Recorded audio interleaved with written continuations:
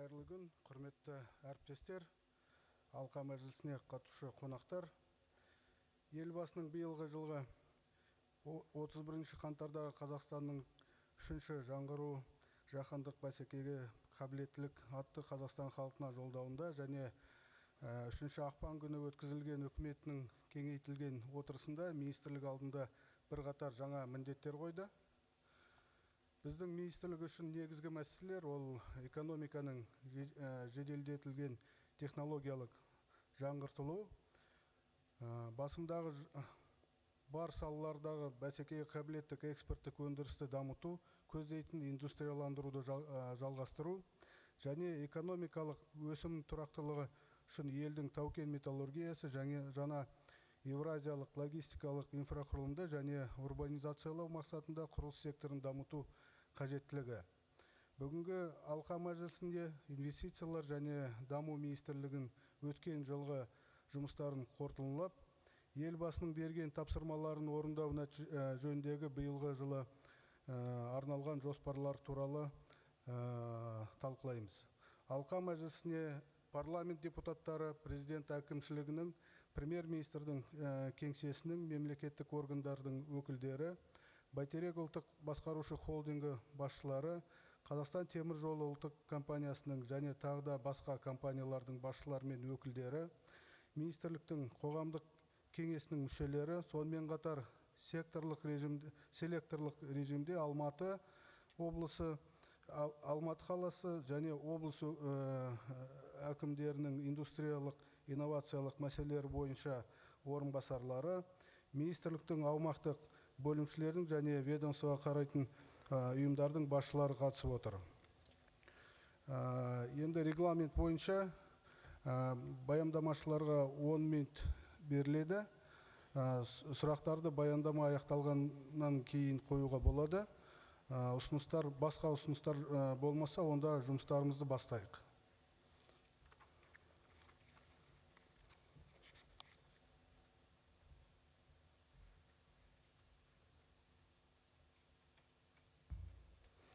Құрметті алқа мәжілісіне қатысушылар, бүгінгі алқа мәжілісінің аясында министрліктің негізгі бағыттар бойынша 2016 жылы атқарған жұмыс қорытындылары және мемлекет басшысының Қазақстан халқына жолдауында және үкіметінің кеңейтілген отырысында берген тапсырмаларын жүзеге асыру жөнінде баяндауға рұқсат етіңіздер. Біріншісі, индустриалды инновациялық даму. 2016 жылы индустрияландыру саясының арқасында дағдарысқа қарамастан өңдеу өнеркәсібіндегі өнім 0,07% артты. Бұл түсті металлургия, қара металлургия, фармацевтика және электротехника өсімінің есебінен жүзеге отыр. Дегенмен машина жасау саласында көрсеткіштердің төмендеуі байқалады. Себебі тұтынушылардың сұранысы және өңдеуші компаниялар тарапынан жөндеу жұмыстарына қызмет көрсету сұранысы азайды. Салаларды тұрақтандыру үшін үкімет 2016 жылы электроэнергия мен тасымалдауға жеңілдеткен тариф ұсынды. Осының нәтижесінде бірқатар импорттық баж төмендеді. Жүйе құраушы кәсіпорындармен келісімшарт бекітуге көмек көрсетілді. Теміржол техникалар мен басқа да өндірістер қаржыландырылды. 2016 жылы индустрияландыру картасы аясында құны 878 миллиард теңге болатын 130 жоба іске қосылып, 10 мың тұрақты жұмыс орны ашылды. Карта жобаларын өткен жылы 2,2 триллион теңгенің өнімі өндірді. Оның 1,4 триллион теңгесі өңдеу өнеркәсібінің тиесілі. Бұл жалпы сектордың 18%-дан астам құрайды. Биыл жалпы сомасы 700 миллиард теңге болатын 100-ден астам жоба жүзеге асырылады. Оның ішінде 25 жобаның бірінші жарты жылдыққа іске қосылмақ. Бұл жобалар арқылы тағы да 10 мың тұрақты жұмыс орны ашылады.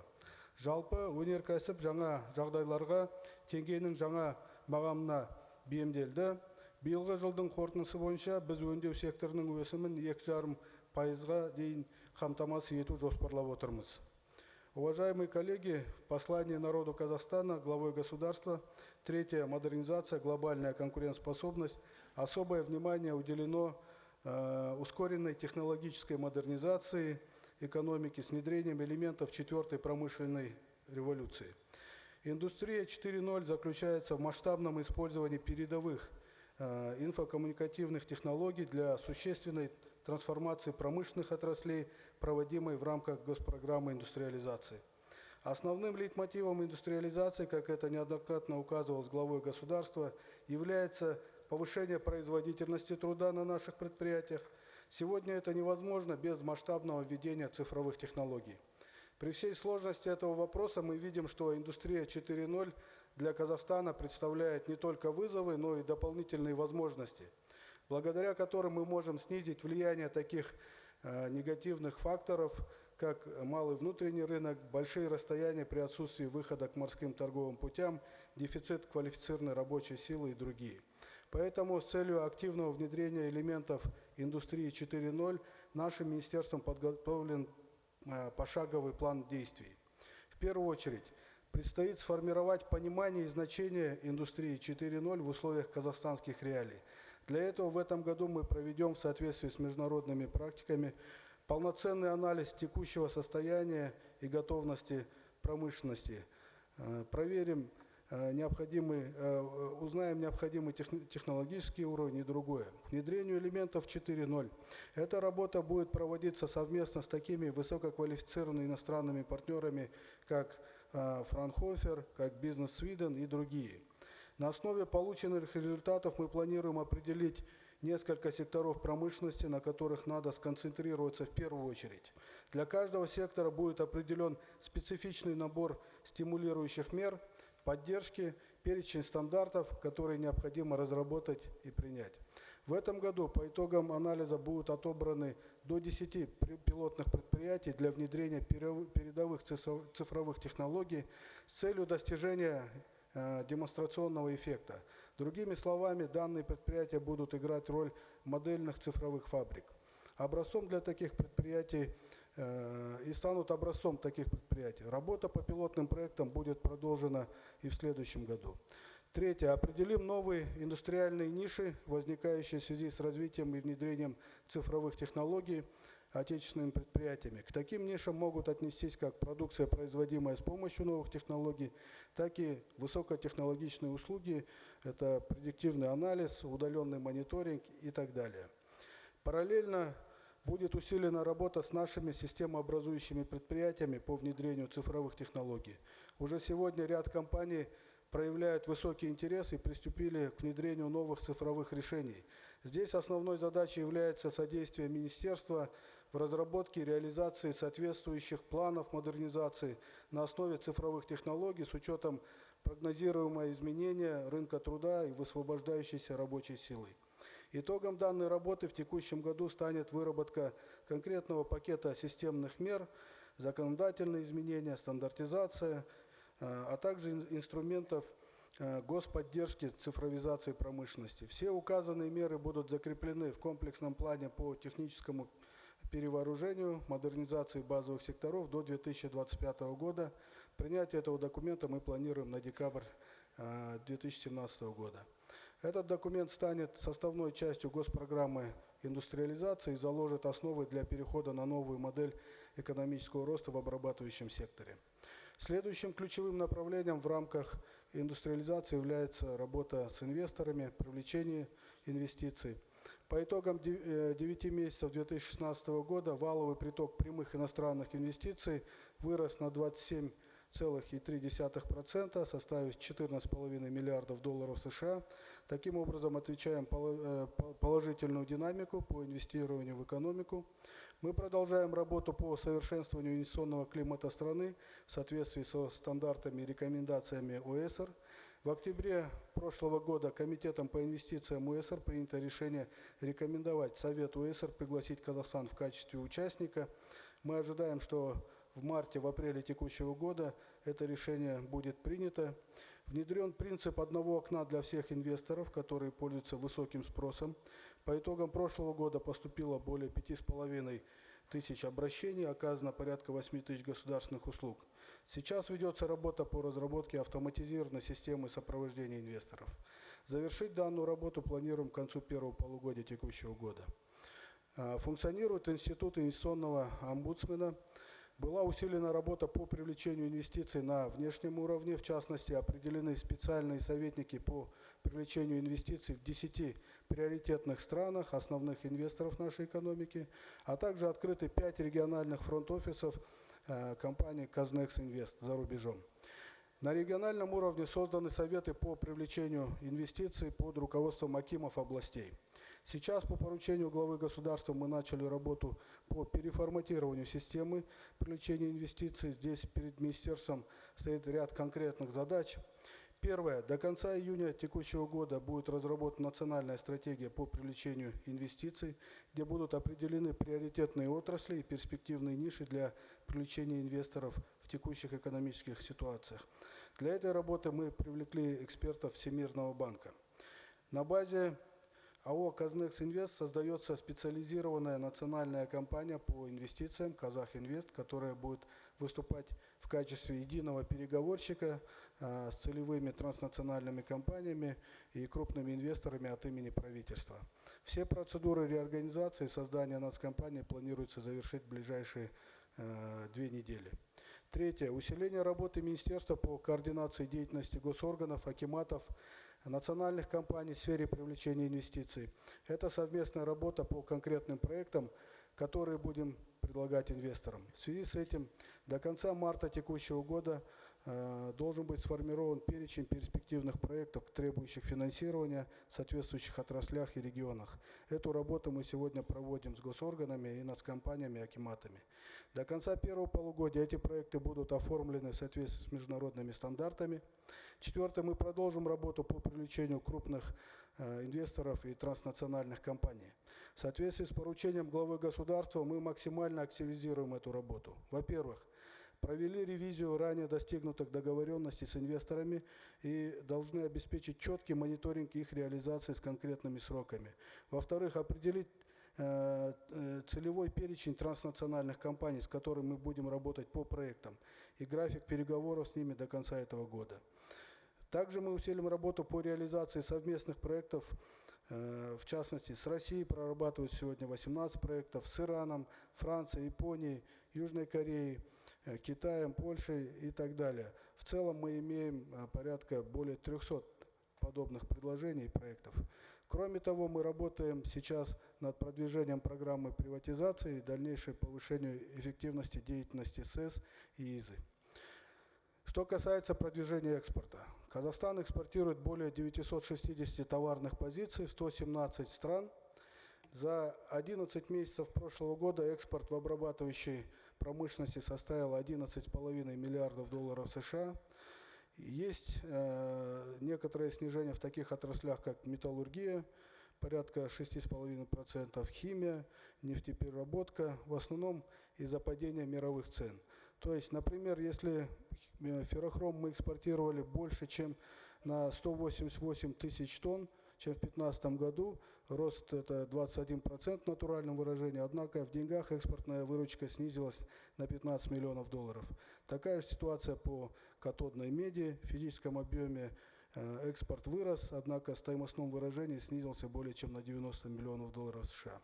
В этой связи была усилена работа по содействию нашим экспортерам путем реализации договоренности по выходу на рынки России, Китая, Ирана, Турции, стран Европейского Союза, организованы торговые миссии, финансирование экспортных сделок, возмещение затрат, страхование экспортных контрактов.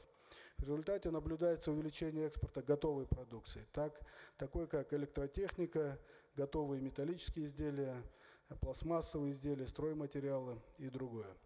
Для усиления данной работы будет создан Национальный совет по экспорту при правительстве Республики Казахстан, а также на базе компании «Казэкспортгарант» создана специализированная национальная компания «Казахэкспорт», которая должна объединить все рычаги по продвижению казахстанского экспорта. В целом считаем, что в 2017 год станет годом восстановления роста обработанного экспорта.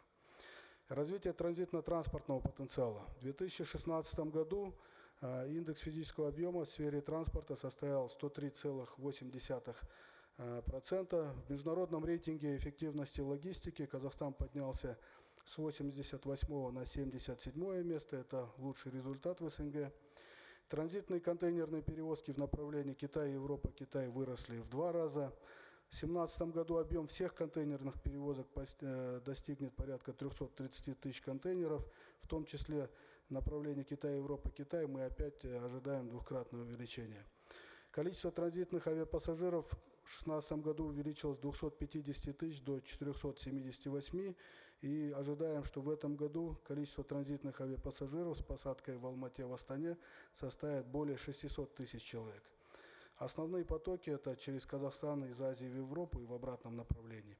Сняты все ограничения с казахстанских авиакомпаний на полеты в страны Европейского Союза.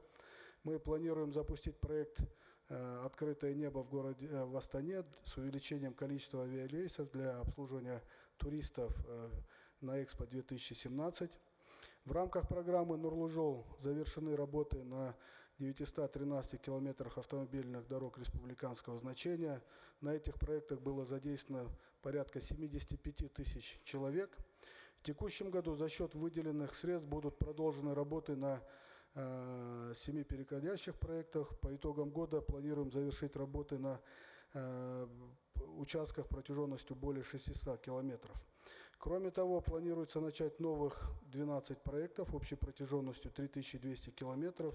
В целом работы будут вестись на протяжении 4400 километров республиканских дорог, и порядка 100 тысяч рабочих мест или 100 тысяч человек будет задействовано на этих работах. По введению платности на автодорогах в текущем году планируется запустить систему взимания платности на участках Астана-Темиртау, Алматы-Капшагай и Алматы-Ахаргоз. Протяженность почти 470 километров, это в 4-м квартале текущего года.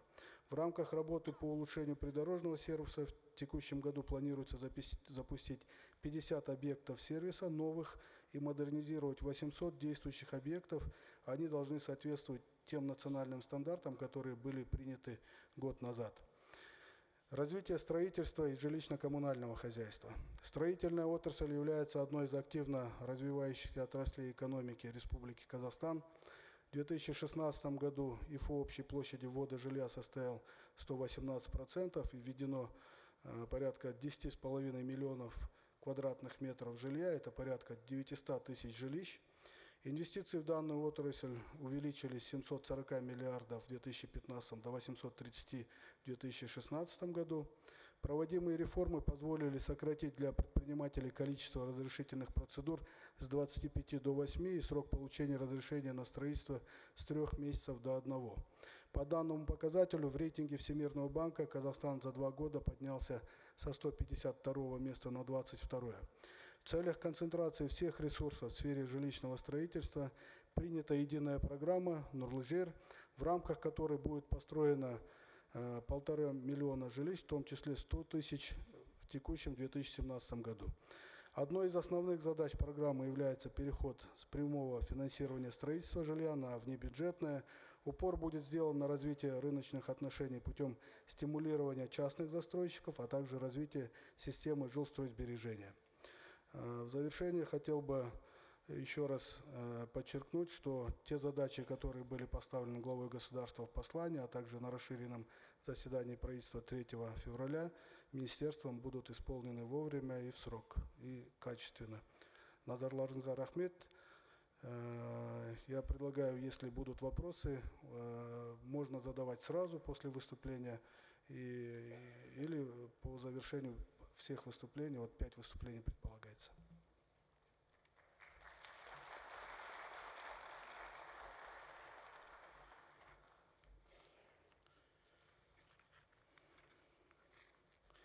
Өнеркәсіп саласындағы 2017 жылға арналған Қазақстан Республикасы инвестициялар және даму министрлігінің міндеттері туралы тақырыбына баяндама жасау үшін сөз Қазақстан Республикасы инвестициялар және даму министрлігінің бірінші вице-министріне Альберт Паулович Рауға беріледі.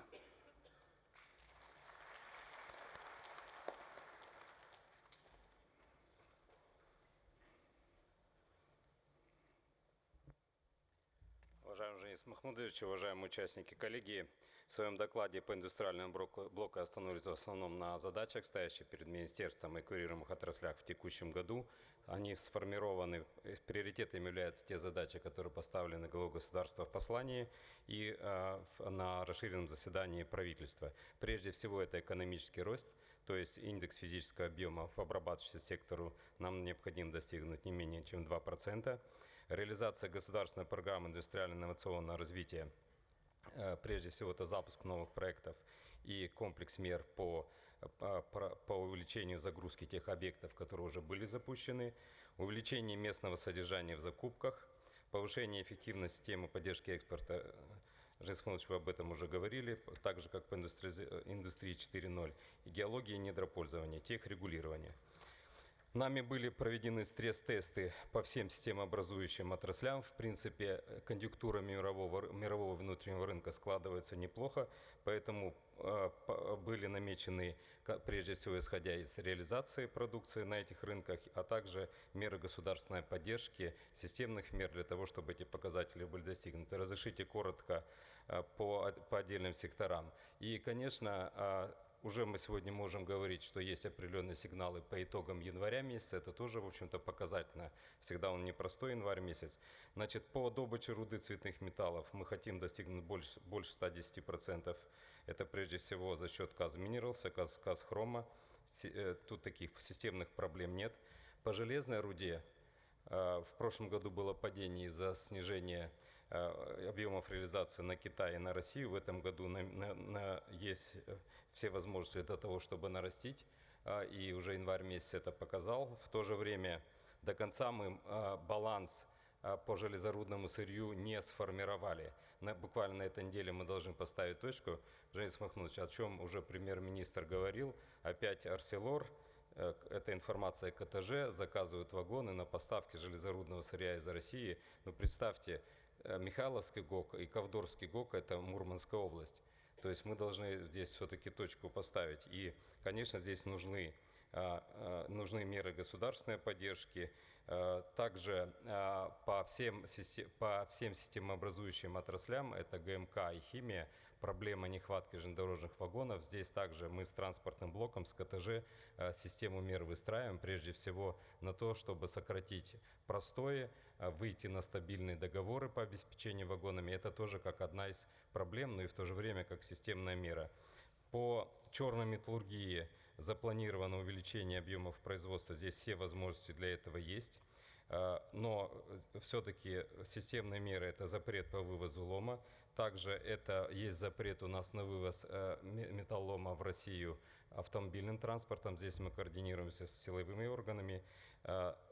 Но здесь ключевым также является у нас вопрос кассодержания. Это обращение к регионам, что по стройматериалам, что по металлопрокатам. Это вопрос максимального использования продукции при строительстве объектов жилья, инфраструктуры и так далее. Как угроза здесь мы видим, поскольку у нас треть металла продается в Иран, как угрозу мы видим в этом году Иран хочет увеличить импортные таможенные пошлины. Это наша задача в рамках наших переговоров по зоне свободной торговли. По цветной металлургии здесь положительный тренд. Хотя уже надо отметить, что мы уже практически мощности имеющие, мы практически загружены. Но что стоит даже вот алюминий, да, при мощности завода 250 тысяч тонн алюминия, в прошлом году мы произвели 240, в этом году чуть можем добавить. То есть речь идет опять же о строительстве третьей очереди, о чем были поручения. Но в целом тренд нормальный и по ценообразованию тоже. По химической отрасли, к сожалению, в январе месяце у нас есть небольшое снижение. Хотя и в прошлом году было. Здесь прежде всего проблема по реализации желтого фосфора на европейском рынке. Поэтому ключевым здесь являются два момента. Первое – это то, что мы возобновили поставки аммофоса, казфосфата на китайский рынок, но цены, конечно, это на порядок отличаются, поэтому мы будем искать дополнительные резервы. Но как то в Каратау будем раскручивать завод Талас Инвест Компани по производству цианида, он сейчас выходит на технологические мощности, есть потенциал по экспорту. То же самое касается Актюбинского завода хромового новых соединений. То есть здесь придется всем, что называется, напрячься, и нам, и регионам, и предприятиям, чтобы на запланированный индикатор роста 1% в химии выйти. По машиностроению в прошлом году было падение. Падение было связано прежде всего с падением спроса как на авторынке, так и на рынке, скажем так, промышленном. И с учетом того, что у нас 50% всего машиностроения это ремонты, и было падение в прошлом году, и также еще есть, даже в январе месяце еще падение есть по ремонтам по отношению к прошлому году. Но в целом тренд выстраивается неплохой, если можно коротко по отдельным секторам. По автопрому мы надеемся, все-таки будет положительный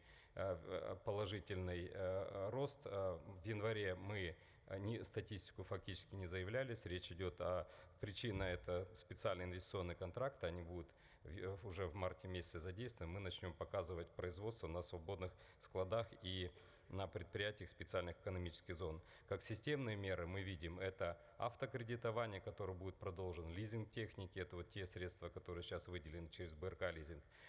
Министерство экологии обещает со второго квартала запустить, наконец, сертификаты на сдачу в БУ автомобилей. Порядка до 20 тысяч сертификатов, возможно, будет выдано. Как вы знаете, эти сертификаты можно будет использовать при приобретении автомобилей на отечественных заводах. И поэтому мы считаем, что эти меры также будут способствовать росту производства. По железнодорожному машиностроению здесь тренд хороший. То, что планируется выделение 50 миллиардов тенге из пенсионного фонда на субсидирование ставки, также уже деньги предусмотрены. 3000 вагонов – это хорошая загрузка наших предприятий в ЖД машиностроения, а также решение проблемы нехватки дефицита вагонов для перевозки наших грузов. А также по договору с КТЖ, значит, локомотивостроительные заводы также планируют увеличение объемов производства. Хороший тренд, и вы, Женис Махмудович, это отметили, когда говорили об экспорте, это электротехническое машиностроение. Здесь также планируем и меры господдержки на это направлены. Не хватает оборотного капитала, не хватает экспортного финансирования, чтобы еще наращивать экспорт электротехнической продукции. Фактически уральский новый наш завод Алагеум, да, он 90% работает на России, открываются хорошие возможности, и они нам дадут хороший прирост. По стройматериалам. По стройматериалам я уже говорил, здесь проблема в кассодержании. Коллеги, вдумайтесь, прежде всего в регионах. В прошлом году рост в целом строительства в стране был рост, а при этом значит, мы с отрицательным ИФОС работали по стройиндустрии. Это значит, продолжается использование импортных строительных материалов. Поэтому вопрос кассодержания здесь ключевой. Нам здесь с Комитета по делам строительства и с регионами надо очень плотно работать.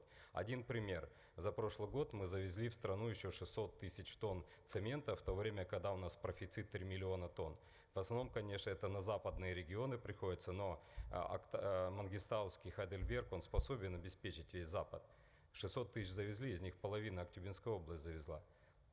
Плюс здесь есть такое, что предприятия цементные при этом умудрились в прошлом году 500 тысяч экспортировать, почти баланс у нас есть. Но резервы здесь у нас большие, и прежде всего это наши, значит, программы Нурлы-Жол, развитие регионов, Нурлы-Жер и так далее. Здесь нам предстоит очень серьезно поработать.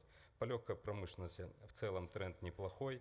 По фармацевтической промышленности уже январь месяц 23% роста. Это те заводы, которые были введены в предыдущие годы. Здесь, конечно, ключевым является поддержка со стороны СК «Фармация». Следующий блок – это промышленная безопасность. Значит, у нас она не может нас не озадачивать, потому что за прошлый год у нас рост и аварийности в отрасли, и смертность у нас возросла, и при том, что сегодня у нас поручение сокращать контрольно-надзорные функции, у нас здесь концептуальные нам подходы в этом году надо менять. То есть не проверки, здесь должны работать совершенно другие рычаги и заинтересованность предприятий не допускать вот таких вот случаев, потому что год от года все-таки коренным образом мы не меняем ситуацию. По энергосбережению план есть, все, что называется, индикаторы выставлены, останавливаться не буду. Коротко по карте индустриализации. Значит, на текущий год, прежде всего, это дорожные карты по тем 72 проектам, которые из них 15, так скажу, это по итогам 9 месяцев 72 проекта, из них 15 простаивало, 57 было недозагружено до 50%. По итогам года уже 25 были загружены больше, чем на 50%. Но тем не менее, с каждой областью было проработано. Не все области понимают. То есть меры должны быть приняты конкретные. Не общие фразы «загрузить». До этого надо было это делать. А конкретные меры «как загрузить», чем загрузить.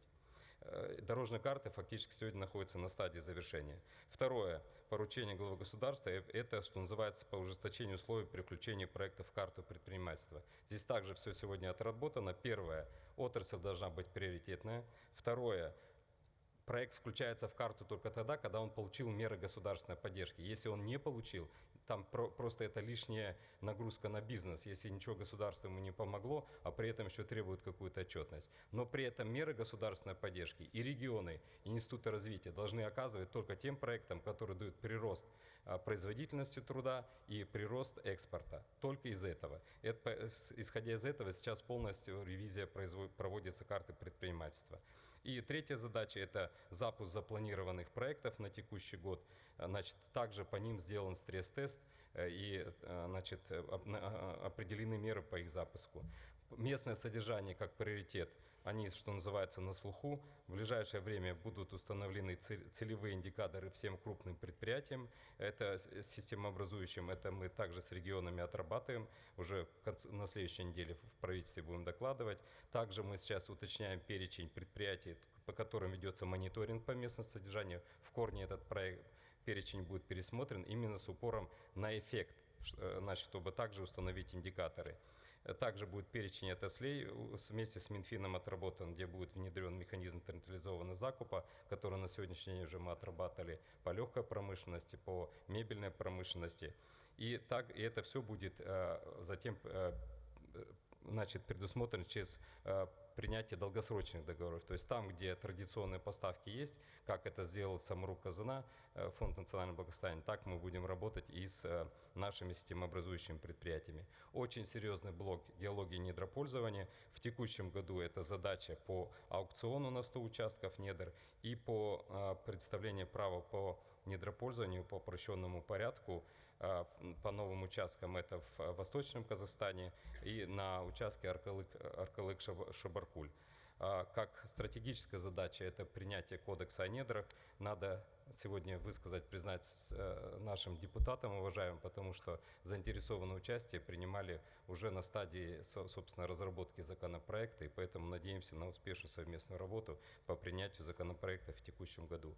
Серьезный блок техническое регулирование. Здесь, как мы знаем, закон о стандартизации находится в парламенте, тоже идет хорошая работа. Это все, что связано с техрегулированием. Тут также, скажем так, все планы на текущий год есть. Поэтому считаем, что у министерства, у предприятий есть все возможности кадровые, финансовые, материальные для того, чтобы поставленные задачи выполнить. Благодарю за внимание. Спасибо, Альберт Павлович. Вопросы будут к выступающему?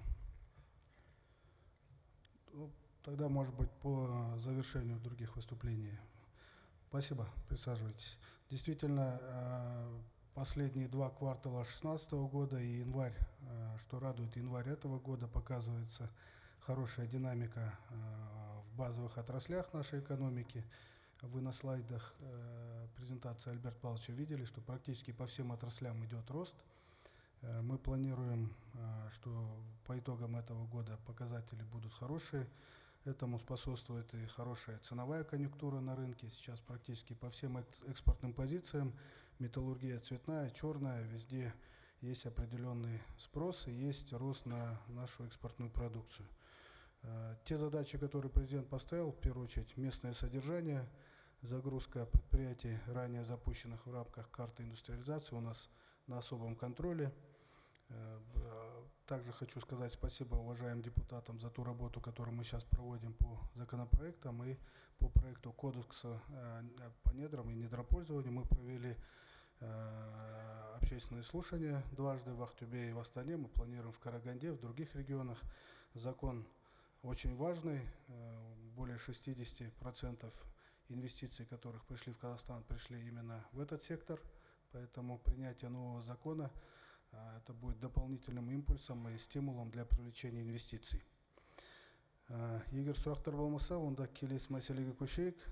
Бәйтерек холдингінің қызметінің 2016 жылғы негізгі нәтижелер және 2017 жылға арналған жоспарлары туралы тақырыбы бойынша баяндама жасау үшін сөз кезегі холдингтің басқарма төрағасы Ерболат Асқарбекұлы Дасаевқа беріледі.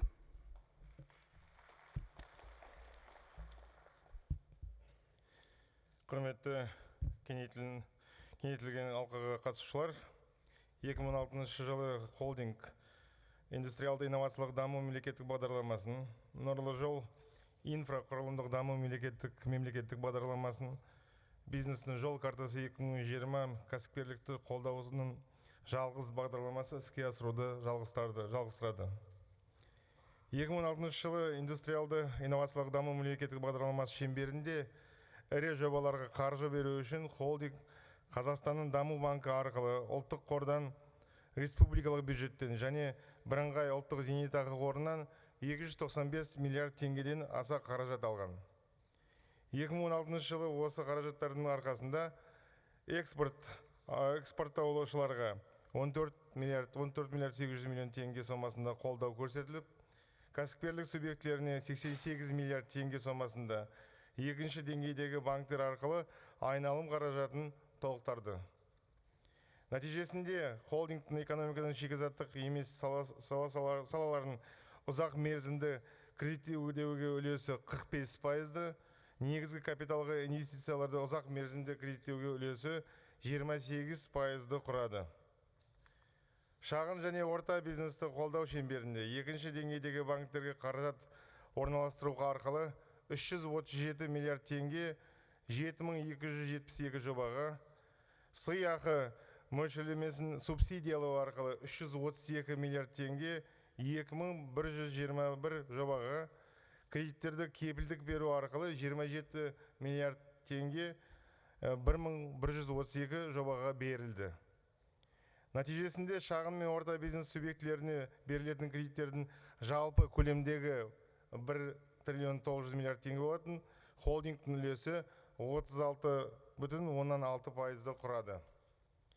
Ипотекалық кредит беру бағыты бойынша 2016 жылы тұрғын үй құрылыс жинақ банкі 148 миллиард теңгеге қарыз берген. Бұл елдегі барлық банктердің берген ипотекалық кредиттердің көлемінің 2-ден 3 бөлігінен құрайды.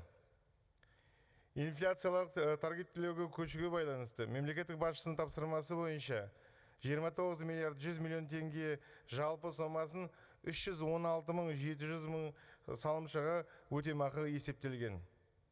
Бұл шаралар халықтың тұрғын үй құрылыс жинақтау жүйесіне деген сенімі арттыруға және жаңа салымшыларды 35%-ға, яғни 2016 жылы 814 мыңға дейін арттыруға немесе елдің экономикалық белсенді халқының 9,5%-ын қамтамасыз етуге мүмкіндік берді. Уважаемые участники расширенной коллегии, на строительство арендного и кредитного жилья в 2016 году в рамках госпрограммы «Нұрлы жол» холдингу было выделено 221 миллиард 600 миллионов тенге из Национального фонда и республиканского бюджета. Запланированные средства были освоены в полном объеме, в эксплуатацию сдано 485 400 квадратных метров жилья. Таким образом, почти 8,5 тысяч казахстанских семей получили жилье, из которых половину составляют молодые люди до 35 лет. В 2017 году дополнительно будет сдано еще 12,5 тысяч квадратных метров квартир или 757 тысяч квадратных метров. Для гарантирования дольщикам завершения строительства жилья в прошлом году на базе АО «КФГИК» был создан фонд гарантирования жилищного строительства, который с октября 2016 года, точнее 10 октября, приступил к приему заявок от застройщиков. На сегодня уже был одобрен один проект на сумму 2,5 миллиарда тенге, и также предварительно прорабатываются потенциальные заявки застройщиков по 5 проектам большого жилищного строительства. По механизму государственно-частного партнерства завершено строительство объекта жилой недвижимости «Экспо-2017». Это построено 1300 квартир, все квартиры сданы. И также завершено строительство мега-силквей площадью 138 тысяч квадратных метров, также на территории «Экспо-2017». Уважаемые коллеги, Приоритетами работы холдинга «Байтерек» в 2017 году станут реализация послания главы государства, третья модернизация Казахстана, глобальная конкурентоспособность, а также поручение данных им на расширенном заседании правительства. Первое. В рамках поручения главы государства по внедрению элементов индустрии 4.0 холдинг примет активное участие в создании цифровой инфраструктуры страны и приступит к финансированию проекта по внедрению широкополосного интернета в сельской местности, на которые были выделены специальные средства из Национального фонда в размере 20 миллиардов тенге, и также 20 миллиардов тенге, которые привлечены на рынке. Мы считаем, данный проект окажет мультипликативный эффект на экономический рост страны в целом, и данный проект будет неотъемлемым элементом новой программы «Цифровой Казахстан», которая разрабатывается сегодня правительством по поручению главы государства. Второе. При реализации государственной программы индустриально-инновационного развития 2020 года холдинг будет оказывать финансовую поддержку в первую очередь проектам, нацеленным на экспортную ориентированность и повышение производительности труда. Как уже было отмечено ранее, в соответствии с поручением главы государства на базе АО «Страховая компания «Казэкспортгарант» будет создана национальная экспортно-страховая компания «Казахэкспорт», которая будет оказывать комплексную поддержку экспортеров по страхованию экспортных операций, экспортное, торговое и предэкспортное финансирование проектов, предоставление всех форм финансовой и сервисной поддержки. Третье. В соответствии также с поручением главы государства по реорганизации холдинга «Байтерек» с 2017 года будут приняты следующие меры. Холдинг сконцентрируется на привлечении инвестиций и оказании комплексного пакета финансовых услуг по принципу одного окна для всех инвесторов, как и иностранных, так и отечественных инвесторов. Заимствование холдинг будет производить в первую очередь из негосударственных источников. Также будет продолжена работа по передаче в активы конкурентную среду компаний в рамках комплексного плана приватизации на 2016-2020 годы. Вся работа предполагается завершиться до конца 2018 года. Функции холдинга и его дочерних организаций будут перераспределены с целью передачи самостоятельности и ответственности на уровень дочерних организаций. Все эти новые подходы будут закреплены в актуализированной стратегии развития холдинга, утверждение которой планируется Советом директоров Байтерека 2 марта 2017 года. Четвертое. В соответствии с планом работы правительства на первое полугодие 2017 года также будет обеспечена реализация пакета следующих мер. В рамках направления по поддержке крупного бизнеса в первом полугодии будет введено 8 проектов общей стоимостью 952 миллиарда 700 миллионов тенге с созданием более 719 рабочих мест. Во всех этих 8 проектах имеется доля заимствования, которая проходила через Банк развития Казахстана. В рамках поддержки инновационного развития деятельность Национального агентства технологического развития будет сфокусирована на сопровождении сделок именно по трансферу технологий, и проведен будет соответствующий реинжиниринг всех бизнес-процессов. В рамках поддержки экспорта планируется страхование по 150 экспортным контрактам, увеличение принятых страховых обязательств до 45 миллиардов тенге и предполагается предэкспортное финансирование проектов на сумму 27,6 миллиардов тенге. Для активного финансирования проектов малого и среднего бизнеса планируется привлечение кредитной линии Азиатского банка развития в размере 200 миллионов долларов США. И также предполагается завершение привлечения новой кредитной линии. Это первая линия, которую открывает Европейский инвестиционный банк исключительно под корпоративные гарантии холдинга и гарантии АО «Даму». В первом полугодии для поддержки МЦБ в целом предполагается финансирование проектов в размере 247 миллиардов тенге. В рамках реализации новой государственной жилищной программы «Нурлы-Жер» по направлению арендное и кредитное жилье в первом полугодии 2017 года планируется сдача 100 тысяч квадратных метров жилья. Также будет обеспечено приобретение ценных бумаг местных исполнительных органов для финансирования строительства кредитного жилья. Как вы знаете, в прошлом году облигации были выкуплены на 38,8 миллиардов тенге. В этом году предполагается выкуп оставшихся облигаций. При этом объем субсидируемых ипотечных жилищных займов достигнет 10 миллиардов тенге, а субсидируемых кредитов застройщиков на уровне 15,7 миллиардов тенге. В рамках поддержки жилищного строительства Жилстройсбербанком будет выдано на займы на сумму более 75 миллиардов тенге, а также заключено новых 110 тысяч договоров на жилстройсбережения. Құрметті әріптестер, Байтерек холдингі мемлекеттік басшысымен үкімет ел экономикасының өсуіне ықпал ету бойынша алға қойған міндеттерді іске асыруды қамтамасыз етеді. Назарларыңызға рахмет. Рахмет, Ерболат Аскарбекұлы. Баяндамашыға сұрақтар бола ма? Рахмет. Холдинг «Байтерек» и группа компаний холдинга «Байтерек» для нашего министерства является очень важным инструментом, и от слаженной работы нашего министерства и «Байтерека» зависит реализация 3 государственных программ, которые реализует наше министерство. Это госпрограмма индустриально-инновационного развития, программа «Нурлы жер» и госпрограмма «Нурлы жол». Поэтому сегодня здесь практически все руководство таких компаний, как Жилстройсбербанк, Банк развития Казахстана, НАТОР, Казахспортгарант здесь находится, поэтому мы можем задать вопросы, услышать ответы. Келесі мәселеге көшейік. Келесі сөз кезегі тұрғын үй құрылысының және құрылыс саласының 2016 жылғы жұмыс қорытындылары және 2017 жылға арналған жоспарлары туралы баяндама жасау үшін Қазақстан Республикасы инвестициялар және даму вице-министрі Роман Васильевич Склярға беріледі.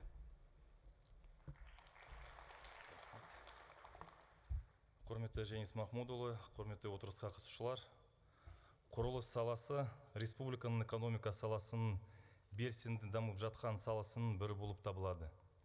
2016 жылдың қорытындысы бойынша жалпы ішкі өнімнің құрылымында құрылыстың үлесі 6% құрады.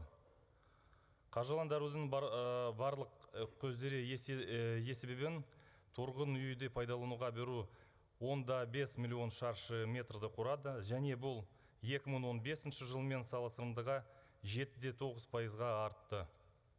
Шамамен 89 мың тұрғын үй, оның ішінде 36 мың жеке тұрғын үй салынды. Құрылыстың ауқымды көлемі ең алдымен үкіметтің Нұрлы жол мемлекеттік бағдарламасы шеңберінде қабылданған шараларына байланысты. Мемлекет тарапынан тұрғын үй құрылысын және инфрақұрылымды дамытуға 438,7 миллиард теңге бөлінген болатын. Осы қаражат жалға берілетін тұрғын үй құрылысына, кредиттік тұрғын үй құрылысына, коммерциялық тұрғын үй құрылысына, тұрғын үй құрылысы жинақ банктың салымшыларын кредиттеуге және инженерлік желілердің құрылысына бөлінді. В результате за счет государственных средств построено 966 тысяч квадратных метров жилья, что позволило обеспечить порядка 14,5 тысяч семей жильем и создать более 20 тысяч рабочих мест. Вместе с тем, увеличилось и количество граждан, заявивших об своем намерении улучшить жилищные условия, и на сегодняшний день у нас стоит в очереди порядка 400 тысяч в местных исполнительных органах, более 8 тысяч наших граждан являются вкладчиками Жилстройсбербанка, и более 1 300 000 человек – это очередники за 10 сотками. Для дальнейшей поддержки жилищного строительства по поручению главы государства разработана и принята новая программа «Нурлы жер», которая предусматривает реализацию 5 основных задач. Это повышение доступности ипотечного кредитования, стимулирование строительства жилья частными застройщиками, строительство кредитного жилья через систему жилстройсбережений, создание фонда арендного жилья социально уязвимым слоям населения, а также развитие индивидуального жилищного строительства. В рамках принятой программы по кредитам застройщика предусматривается покрытие государством 7% ставки вознаграждения. Таким образом, за счет этих средств будет построено более 600 тысяч квадратных метров жилья. В целях стимулирования спроса населения будет снижена ставка вознаграждения по 8 тысячам ипотечным жилищным займам до 10% на приобретение нового жилья. Для субсидирования ипотечных займов населения на покупку первичного жилья предусматривается 10 миллиардов тенге, это ежегодно в течение 10 лет, и кредитов частных застройщиков 11 миллиардов тенге ежегодно в течение 3 лет. Предусмотрена поддержка обеспечения жильем участников системы жилстройсбережений за счет увеличения объемов строительства кредитного жилья на основе револьверного использования государственных инвестиций и жилищных накоплений граждан. Таким образом, в течение 5 лет для предоставления кредита вкладчикам ЖСБК планируется выделение по 24 миллиардам тенге ежегодно. Для наиболее социально уязвимых слоев населения будет строиться арендное жилье без права выкупа. Ежегодно на создание такого фонда из республиканского бюджета предусматривается трансфертами 25 миллиардов тенге. На подведение инженерной коммуникации в районе жилищной застройки предусматривается ежегодно выделять порядка 80 миллиардов тенге. В текущем году выделено уже более 83 миллиардов.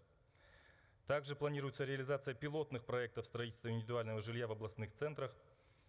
В целом, за 15 лет будет построено жилье для 1,5 миллиона семей по всей стране. В текущем году в рамках программы Нурлы-жер ожидается ввод свыше 10 миллионов квадратных метров. Это более 100 тысяч квартир. Из них за счет госинвестиций будет построено в 2 раза больше прошлого года, 1 600 000 квадратных метров жилья.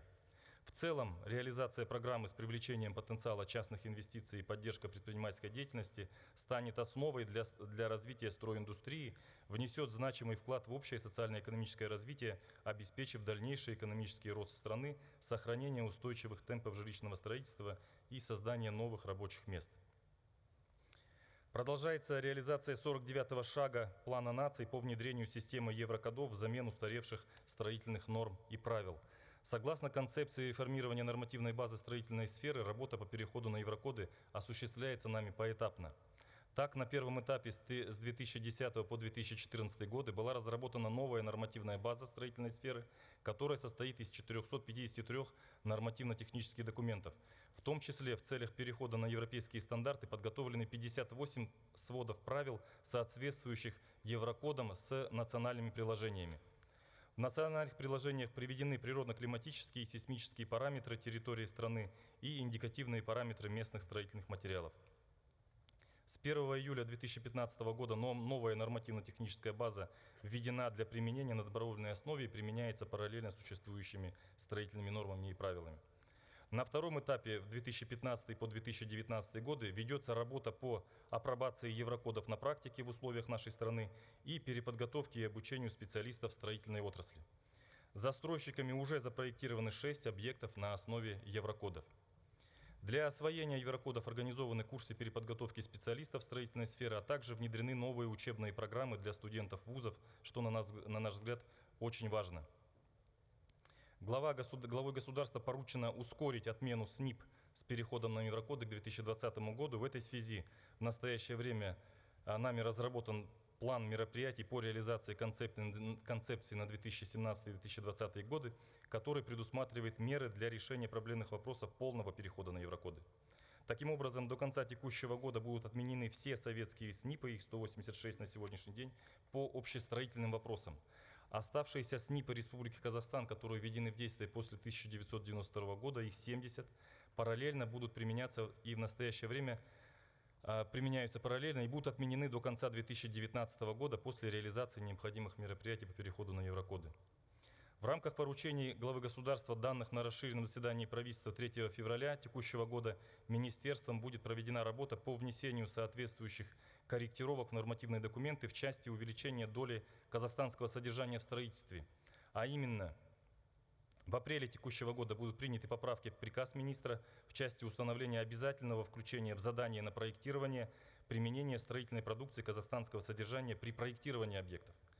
В апреле текущего года также будут внесены изменения в приказ министра по обеспечению контроля применения строительной продукции отечественных товаропроизводителей при проведении экспертизы проектов. Кроме того, для успешной реализации указанных норм будет предусмотрена нормативная мера по усилению контроля реализации проектов на стадии реализации со стороны заказчика за соблюдением применения строительных материалов именно казахстанского содержания. Для внедрения цифровых технологий в строительной отрасли будут реализованы следующие мероприятия. Первое – это внедрение технологии информационного моделирования зданий и сооружений, это BIM-технологии, которые позволяют просматривать все элементы здания или сооружения, одновременно проектировать и рассчитывать строительные объемы, а также иметь точную информацию о видах и объемах материалов и оборудования, которые используются в строительстве данного здания. Второе – это оцифровка нормативной базы строительной отрасли в целях обеспечения доступности нормативов для пользователей, предполагает перевод в электронный формат всей нормативной базы и создание информационно-поисковой системы. Третье мероприятие направлено на создание автоматизированной единой информационной системы государственного градостроительного кадастра Республики Казахстан для всех субъектов архитектурной, строительной и градостроительной деятельности. В-четвертых, уже в этом году для обеспечения прозрачности деятельности органов управления объектом кондоминиума будет внедрена единая информационная система ЕШАНРАК, позволяющая жителям участвовать в управлении и содержании объекта кондоминиума посредством электронного голосования, просмотра отчетности и оценки работы органов управления, а также использования мобильного приложения. Пятое направление – проведение комплексной вневедомственной экспертизы проекта по принципу одного окна посредством электронного портала, которое объединит отраслевые, экологические, санитарно-эпидемиологические и строительные экспертизы в одну экспертную организацию. На сегодня соответствующий законопроект находится на рассмотрении в парламенте. После принятия законопроекта проведение комплексной вневедомственной экспертизы проекта будет в полной мере соответствовать принципу одного окна. В заключение, уважаемый Женис Махмудович, уважаемые участники собрания, хочу отметить, что министерством принимаются все меры по достижению поставленных задач перехода строительной отрасли на технологическое обновление и цифровизацию, а также повышению качества жизни населения. Благодарю за внимание. Спасибо большое, Роман Васильевич. Будут ли вопросы? Спасибо. Присаживайтесь. Очень важная отрасль. Буквально несколько недель назад она была передана в наше министерство. Большая государственная программа «Нурлы-жер». Большие ожидания у граждан от реализации этой программы, от строительной отрасли, от отрасли строительных материалов и так далее. Поэтому мы на особом контроле держим вопросы, связанные с реализацией этой программы, вопросы казахстанского содержания при строительстве. Поэтому готовы ответить на вопросы регионов в завершающей части. Келесі сөз Қазақстан темір жолы ұлттық компаниясы акционерлік қоғамының жұмысы қорытындылары және 2017 жылға арналған жоспарлары туралы баяндама жасау үшін сөз кезегі осы акционерлік қоғамның вице-президенті Санжар Бақтылы Елубаевқа беріледі. Уважаемый Женис Махмудович, уважаемые участники, коллеги, в 2016 году национальной компанией «Казахстан Темиржолы» достигнуты следующие результаты по основным производственным финансовым показателям. Грузооборот составил 188,2 миллиарда тонн-километров, что на 1,1% больше плана 2016 года и на 0,8% ниже плана 2015. Как вы уже отметили, объем транзитных контейнеров перевозок в сообщении Китай-Европа-Китай вырос в 2,2 раза и составил 105 тысяч контейнеров. Пассажирооборот в 2016 году составил 16,5 миллиардов пассажирокилометров, что на 6% выше факта 2015 года и на 1,7% плана 2016 года. В том числе в поездах Тулпар-Тальга на 2,2 миллиарда пассажирокилометров, что на 84% выше факта 2015 года. Рост пассажирооборота связан с повышением эффективности использования подвижного состава, в том числе по поездам Тулпар-Тальга с применением системы динамического управления тарифами. Доходы сложились на уровне 1 триллион 084,8 миллиарда тенге, что выше факта 2015 года на 35,1% и плана 2016 года на 1,8%. Операционная прибыль составила 97 миллиардов тенге, что выше показателя 2015 года на 65% и плана 2016 года на 11,2%. Чистая прибыль составила 28,3 миллиарда тенге. Что касается состояния безопасности движения поездов. За 12 месяцев 2016 года предприятиями компаний допущено 40 случаев брака, что на 3% меньше, чем в 2015 году. Снижение браков достигнуто за счет реализации комплекса следующих мер. Модернизации пути 767 километров, усиление работы по выявлению дефектных боковых рам вагонов, повышение качества осмотра вагонов, исполнение программ по реализации функциональной стратегии обеспечения безопасности и движения, внедрение корпоративной системы управления безопасностью движения, реализации дорожной карты «Безопасный путь», которая предусматривает совместную работу с МИР РК и Главной транспортной прокуратурой РК. Интеграция в международные транспортные коридоры. Развитие контейнерных перевозок в организованных поездах является одним из ключевых направлений бизнес-стратегии АО НК КТЖ, предусматривающий рост в сегменте транзитных и мультимодальных транспортно-логистических услуг. На сегодня компания обслуживается свыше 15 транзитных маршрутов между Китаем и Европой. В конце прошлого года отправлен первый рефрижераторный полный составный контейнерный поезд по маршруту Херни, Германия и Ланчжоу, КНР. А в начале этого года из китайского города Иу в Лондон запущен первый контейнерный поезд, который преодолевает расстояние свыше 12 тысяч километров за 18 суток через Евротуннель. В этом году мы намерены сохранить эту динамику, порядка в 2 раза увеличения, это не менее 170 тысяч контейнеров. И первые месяцы, январь-февраль, показали то, что мы сохраняем динамику с КНР в Европу в 2,2 раза увеличения, а с Европы в КНР уже достигаем 4-кратного увеличения.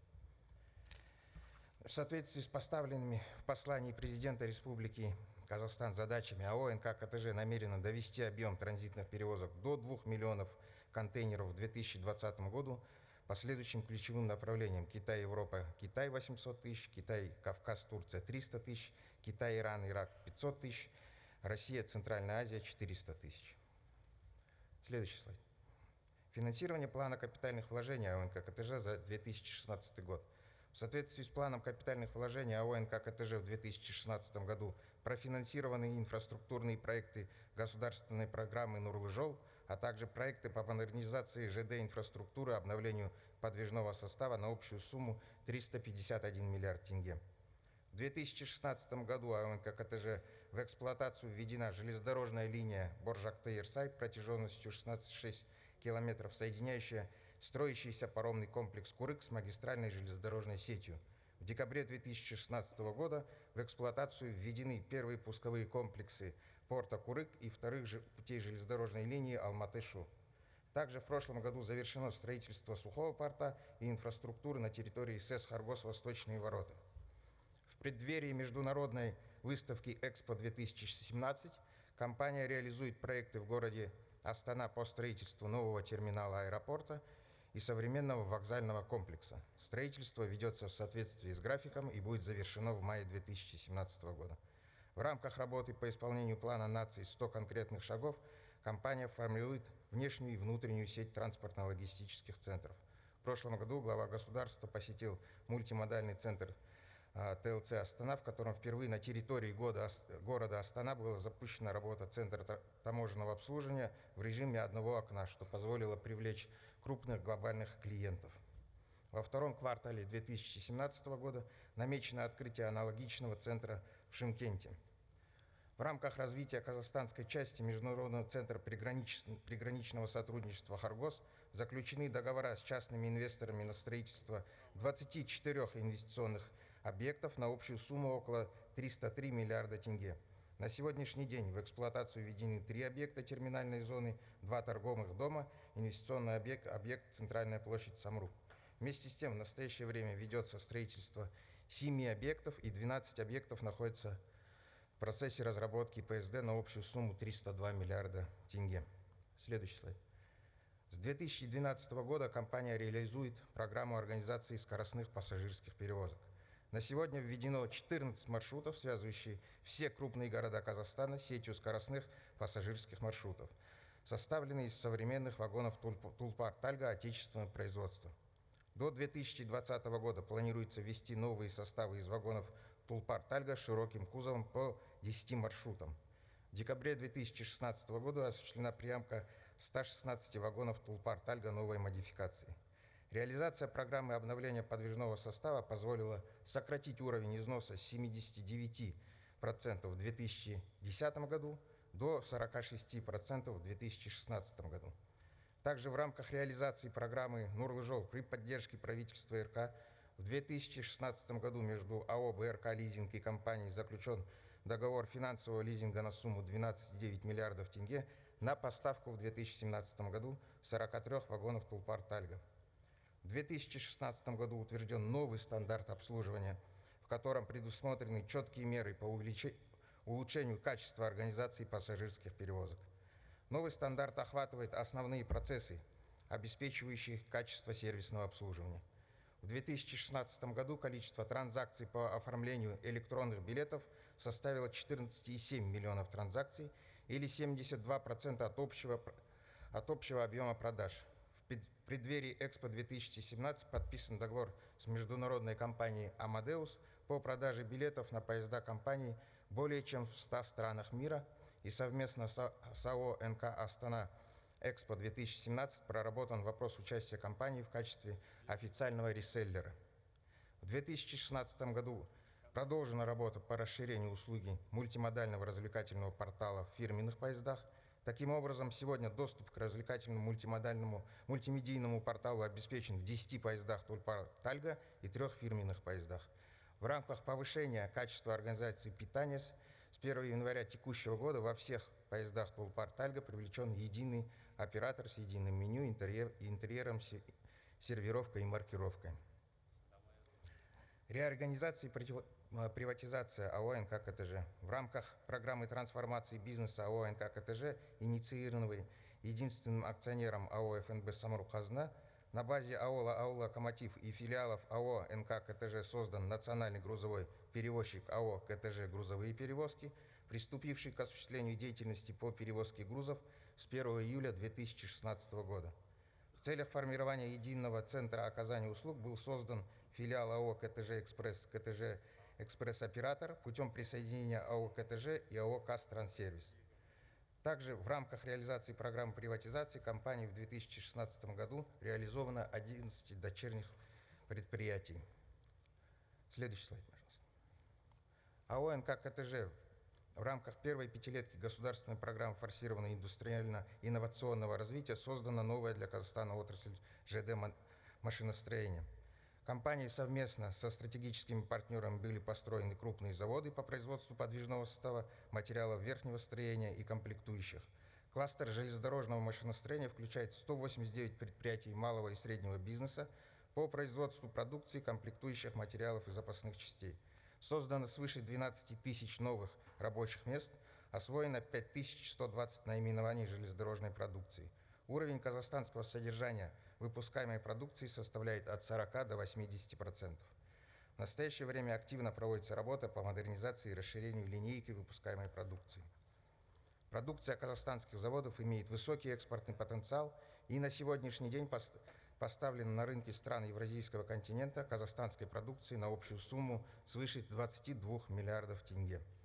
На период с 2017 по 2020 год планируется реализовать на экспорт продукции ЖД-машиностроения на общую сумму 502 миллиарда тенге.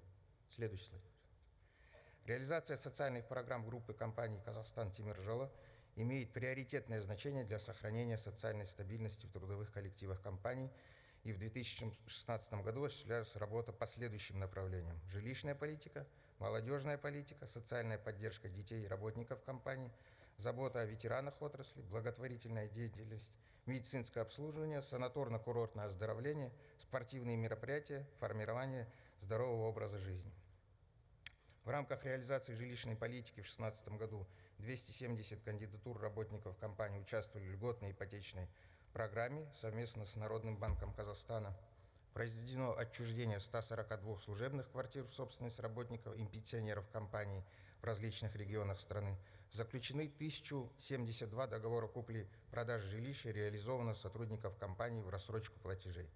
В рамках развития поселка Нуркен построено и введено в эксплуатацию 2 общежития на 186 квартир.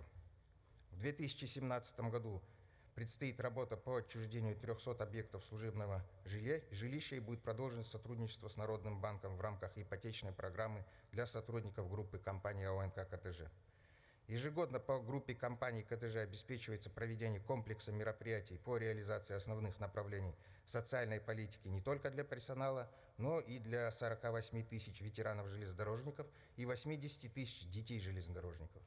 В текущем году мы вводим бесплатный проезд для пенсионеров-железнодорожников в поездах Тулпар-Тальга.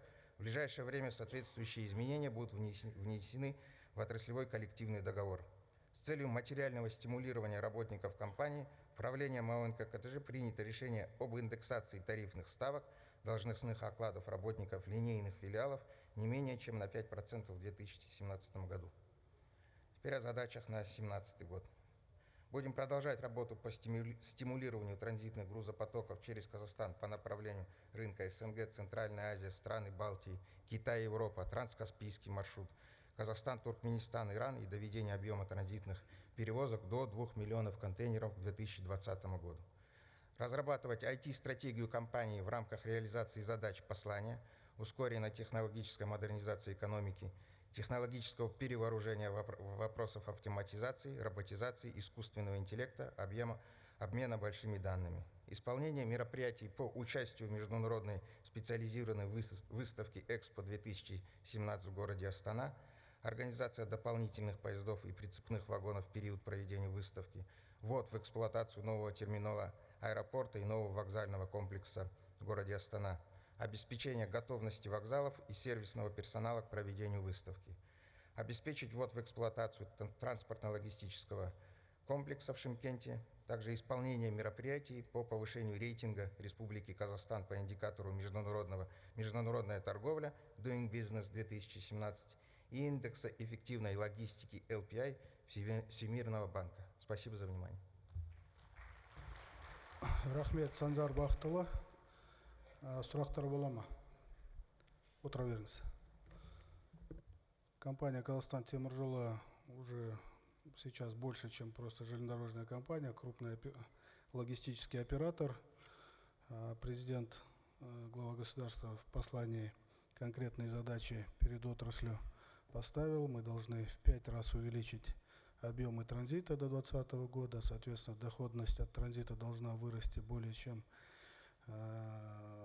4 миллиарда долларов США. Поэтому это большие глобальные задачи. Транзит становится отдельной большой самостоятельной точкой роста в экономике.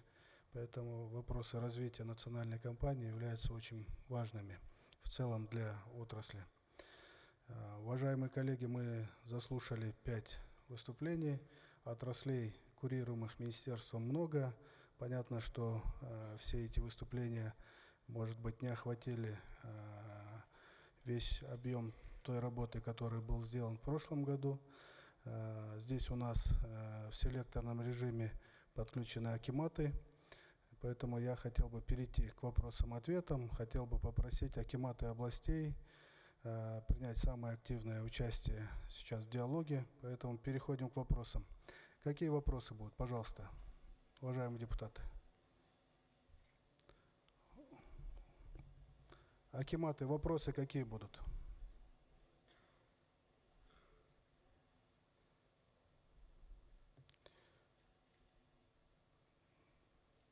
Предложения какие-то?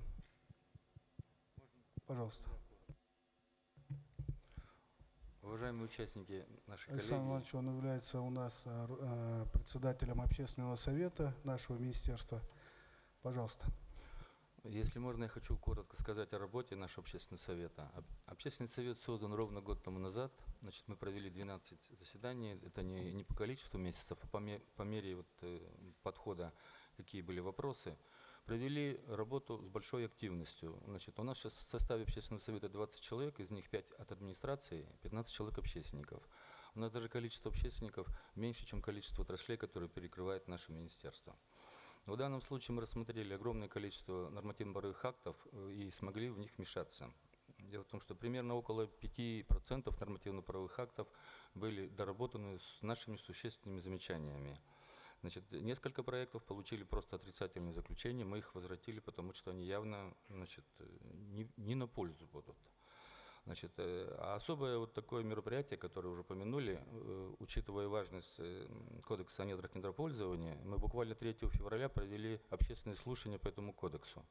В этом кодексе участвовали в обсуждении, как ни странно, это, по-моему, одно из наиболее общественных было слушаний, 220 человек, потому что это судьба для многих предприятий, судьба для многих тысяч человек, которые будут потом работать по этому кодексу. Поэтому сложность этого кодекса, на мой взгляд, еще в том, что 2 министерства практически самостоятельных разрабатывают этот кодекс, потому что значит, наше министерство МИР работает по твердым полезным ископаемым, а Министерство энергетики отрабатывает вопрос с углеводородами. Я думаю, что этот вопрос скорее мы увидим, что будут проблемы, и когда мы будем вносить его в правительство, в парламент. Но тем не менее, работа ведется очень активно, а я сам, откровенно говоря, пролистывая его, больше узнал из тех докладов, которые, в общем-то, исходили от выступающих. Поэтому мы разработали рекомендации, значит, и предложения были высказаны, потому что люди рвались на сцену, мы говорили около 3 часов, и поэтому довольно напряженная, я считаю, что информативная часть была, она была и сложная для аппарата, но тем не менее, значит, мы рекомендации направили в государственные органы, что необходимо учесть, и, значит, это самое вывесили на своих сайтах. Ну, я хочу сказать, что эта форма деятельности государства и общественности, она довольно эффективна, потому что я могу сказать по своим участникам, что они рвутся в бой. Вот спасибо, это наша короткая информация. Спасибо большое. У нас буквально, по-моему, через месяц будет отчет перед общественным советом, поэтому обязательно мы пригласим депутатский корпус. Там на том отчете, я думаю, мы будем подробно докладывать и обсуждать те вопросы, которые есть, в том числе по кодексу о недропользовании. Пожалуйста, вопросы? Если нет вопросов, то тогда мы будем завершать нашу работу. Есть вопрос, да? Хорошо. Считаю, что сегодня мы многие вопросы обсудили, доложились об итогах работы прошлого года.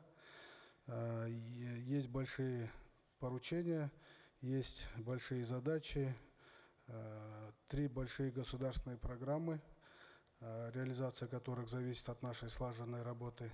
В завершение я хотел бы еще раз всем присутствующим выразить благодарность за участие, еще раз вас заверить в том, что те задачи, которые были поставлены в послании, а также на расширенном заседании правительства 3 февраля, министерством будут выполнены качественно и в сроки.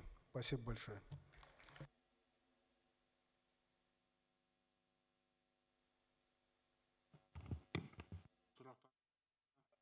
Рахмет, сау болыңыздар.